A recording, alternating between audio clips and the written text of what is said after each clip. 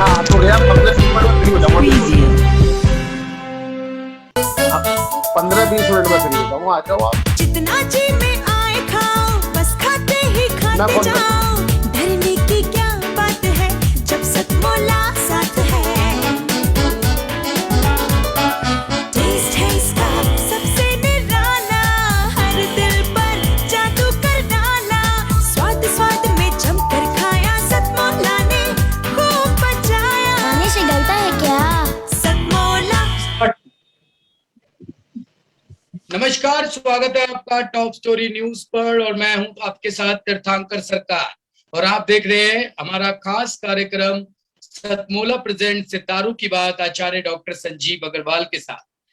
दर्शकों, जैसा कि आप लोगों को पता है, रोजाना हम आप लोगों के लिए नई नई जानकारियां जो है वो ढूंढ कर लेकर आते हैं। आपके जीवन से जुड़ी, धर्म से जुड़ी, देश से जुड़ी, दुनिया से जुड़ी नई नई जानकारियां हम लगातार आप लोगों तक पहुंचाने की कोशिश जो है वो करते रहते हैं। हमारा ये मकसद है, हमारी ये कोशिश है कि हम आप लोगों को अंधकार से उजाले की ओर ले जाए, अज्ञान से ज्ञान की ओर ले जाए, ताकि किसी भी चीज पर आप केवल आंखें मूंद कर भरोसा ना करें, बल्कि किसी चीज को जाने, समझे, परखे, उसके बाद उस चीज पर भरोसा करें।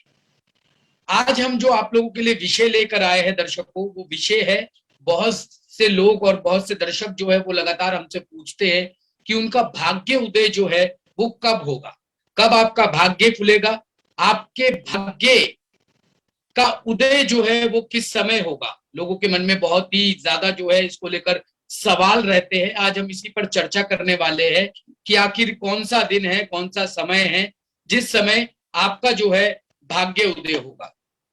आचार्य जी हमारे साथ जुड़ चुके हैं। आचार्य जी, बहुत बहुत स्वागत है आपका टॉप स्टोरी न्यूज पर। नमस्कार, जय श्री राम, जय माँ भारती। आज जो टॉपिक है, वैसे तो ज्योतिष का ये प्रमुख एक कारण है, एक शोध है, कब होगा हमारा भाग्य उदय।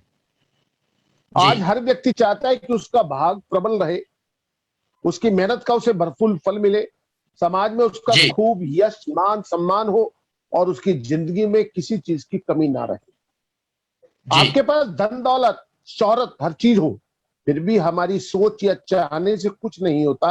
आपने बहुत से लोगों को देखे होंगे कि जो जीवन भर संघर्ष करते हैं, लेकिन उनमें काबिलियत की भी कमी नहीं है, लेकिन वे डट के मेहनत भी बहुत करते हैं, लेकिन उनकी जिंदगी में वो सब हासिल नहीं होता जो वो हासिल करना चाहते हैं। जी, क्योंकि हर व्यक्ति हर चीज के लिए डिजर्व नहीं करता, लेकिन वो हर चीज पा लेना जरूर चाहता है। और कुछ व्यक्ति छोटी सी उम्र में कम मेहनत से, कम शिक्षा प्राप्त करके भी वो मुकाम हासिल कर लेते हैं जो संसार के लिए, बहुत सारे लोगों के लिए बिल्कुल अविश्वसनीय होता है। उनको छोटी सी उम्र में नेम फेम हासिल होता है, लक्ष्मी की मेहरबानी होती है। तो मित्रों, किसी भी व्यक्ति की सफलता या असफलता पीछे ग्रहों का भी बहुत बड़ा योगदान है। कल हमने आपको बताया था कि वास्तु का 45% प्रभाव पड़ता है, लेकिन ज्योतिष का प्रभाव वो हमारी उम्र के हिसाब से हमारे भाग्य के ऊपर भी पड़ता है और हमारे कर्म पे भी पड़ता है। आपको जाना लखनऊ है और आपके मुंह से गलत निकले और आप कानपुर पहुंच जाए तो आपको तो ट्रेन बदलनी पड़ेगी, मात्र एक छोटी सी गलती। लेकिन ये गलती आखिर हुई क्यों?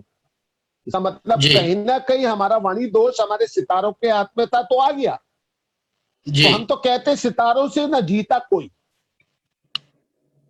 असफलता के पीछे ग्रहों का बहुत बड़ा योगदान होता है, खासकर हमारी जन्म कुंडली के भाग्य स्थान यानी 90 भाव में बैठकर कोई भी ग्रह हमारे भाग्य उदय किस उम्र में होगा यह तय करता है। बिल्कुल स्पष्ट है।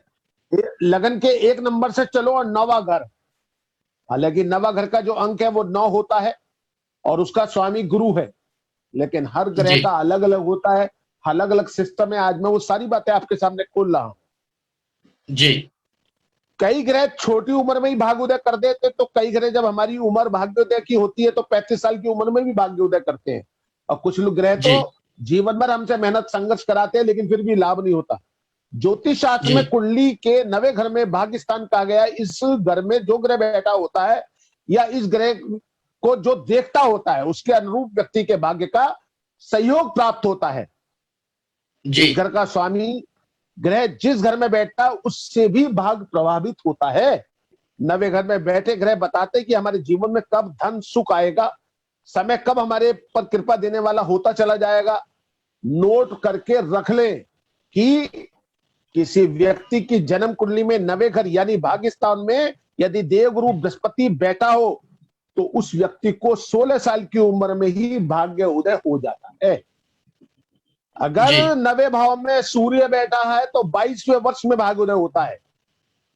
अगर नवे घर में चंद्रमा हो तो 24वें वर्ष में भाग्य उदय होता है। और अगर नवे घर में किसी भी राशि में शुक्र बैठा हो तो 25वें साल में भाग्य उदय होता है। यदि वहां पर मंगल बैठा हो तो 28वें वर्ष में भाग्य उदय होता है। और जब अगर बुध बैठ जाए वहां पर तो 32वें वर्ष के बाद भाग्य उदय होता है। लेकिन अगर शनि बैठ गया नवे घर में तो मान लेना 36वें वर्ष के बाद भाग्य उदय होगा। और राहु केतु की तो बात छोड़ो तो 42 वर्ष की अवस्था में यानी कि आधी जिंदगी बीतने के बाद आपका भाग्य उदय होता है।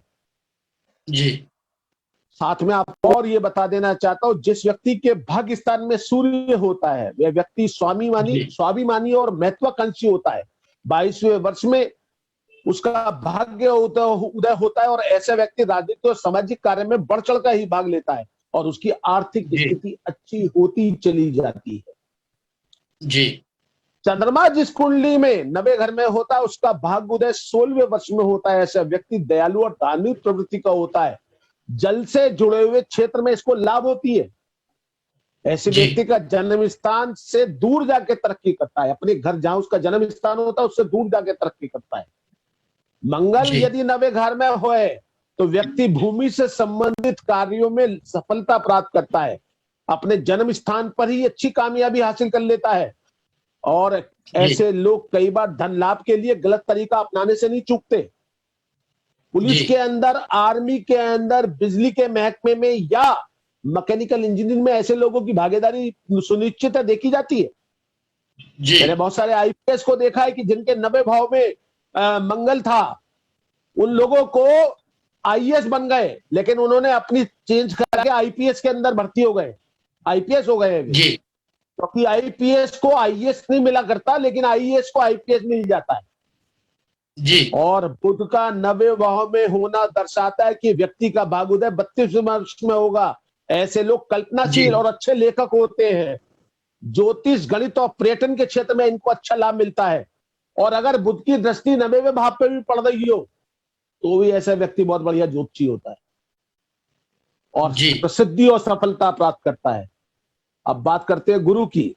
गुरु नवे स्थान का स्वामी ग्रह माना जाता है। गुरु का स्थान में होना उत्तम माना गया है। ऐसे व्यक्ति का भाग्य उदय 24वें वर्ष में होता है तथा इन्हें भाग्य के साथ हमेशा मिलता रहता है। धन संपत्ति के साथ मान सम्मान की भी इनको मिलता है, लेकिन ये लोग जिद्दी हो जाते हैं।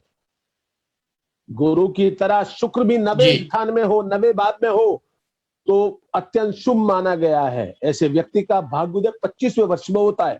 ऐसे व्यक्ति की रुचि साहित्य कला में होती है और ऐसे व्यक्ति फिल्मों में भी लाभ उठाते हैं।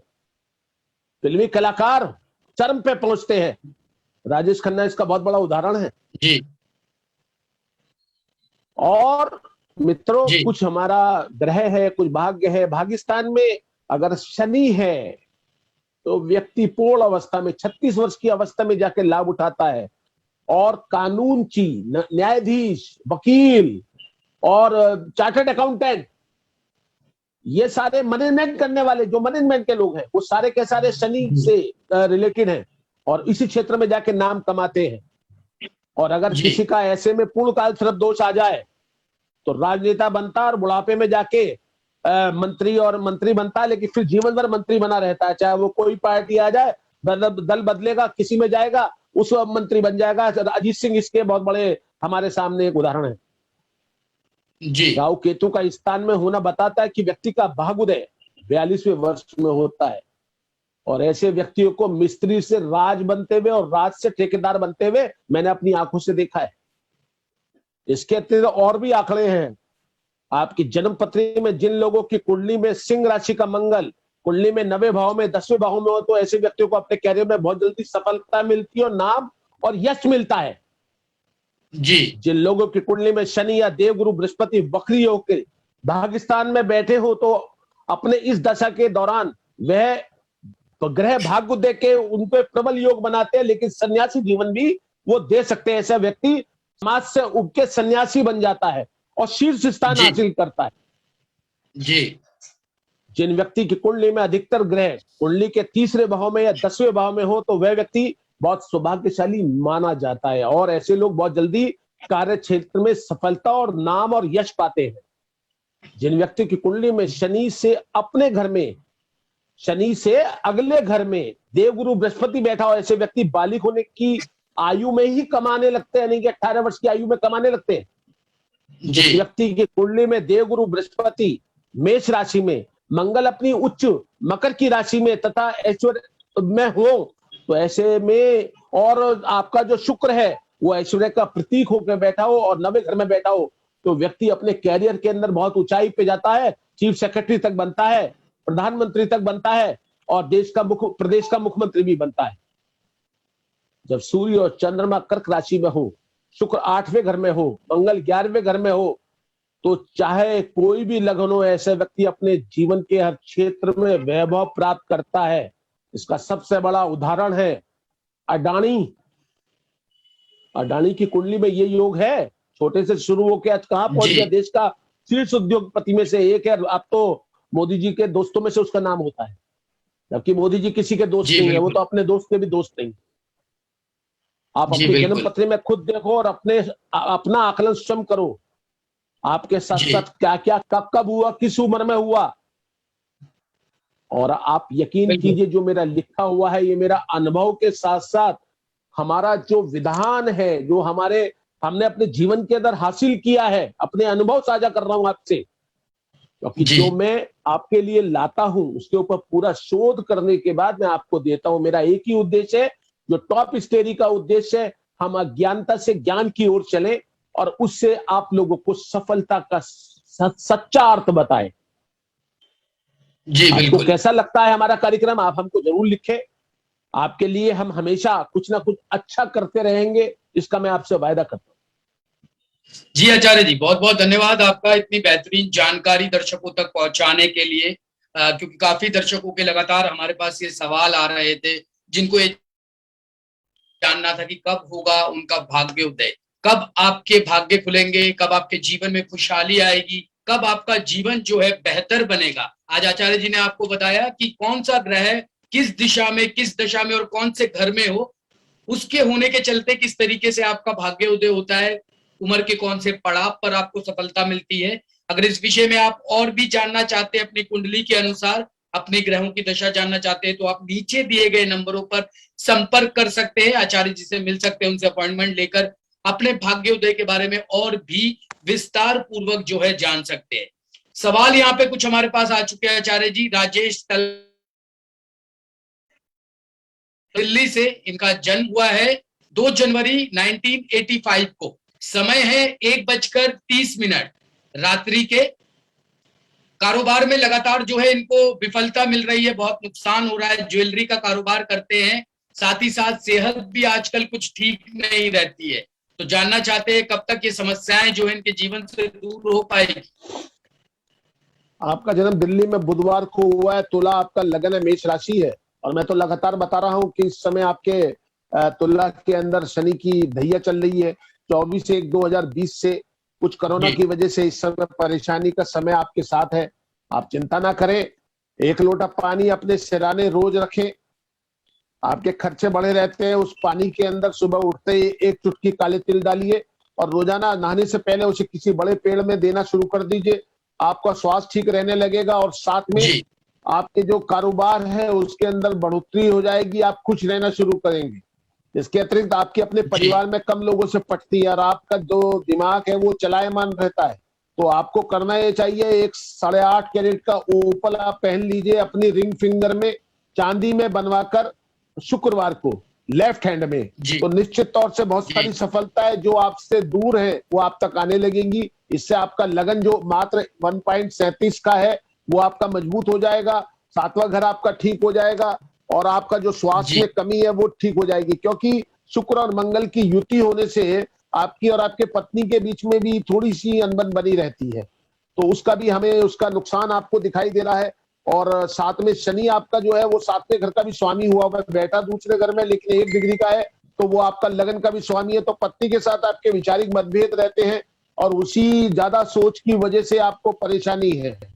बहुत सारी बातें यहाँ नहीं बताई जा सकती सार्वजनिक रूप से, लेकिन आपको कभी ऐसा लगता है कि राय लें तो अपॉइंटमेंट लेके आप अपनी फोन के ऊपर भी मुझसे चर्चा कर सकते हैं। आप हमारे साइट को लिख सकते हैं, तो आप इनके द्वारा हमसे संपर्क कर सकते हैं। डायरेक्ट तो मेरा संपर्क किसी से होता नहीं है, तो आप साइट पे टॉप स्टोरी से आप बात करके तब आप मेरे से बात संपर्क कर सकते हैं। निश्चित तौर से आपको 100% निदान हो जाएगा। जी जी आचार्य जी, बहुत बहुत धन्यवाद आचार्य जी। उम्मीद है तलवार जी आपको भी आपके प्रश्नों के उत्तर जो है वो मिल गए होंगे। आचार्य जी ने जो भी आपको उपाय बताए हैं उन उपायों को जितनी जल्दी हो सके उतनी जल्दी कीजिए। आपको निश्चित तौर से अपने जीवन में जो है सकारात्मक इसके प्रभाव जो है वो दिखने शुरू हो जाएंगे। जैसे कि हम लोग आपसे लगातार कहते हैं, आचार्य जी जितने भी आपको उपाय बताते हैं, किसी भी उपाय को करने से पहले देखिए भरोसा एक बहुत बड़ी चीज होती है। आपको अपने आप पर स्वयं पर बिलीव करना होगा। अगर आप भरोसा करेंगे इन चीजों पर तो आप देखेंगे कि निश्चित तौर पर आपके द्वारा किए हुए उपायों से आपके जीवन में सकारात्मक प्रभाव जो है वो आपको दिखने शुरू होंगे। आप सफलता की ओर बढ़ते चलेंगे और लगातार हमारे इस मंच की कोशिश रहती है कि हम आपको अंधकार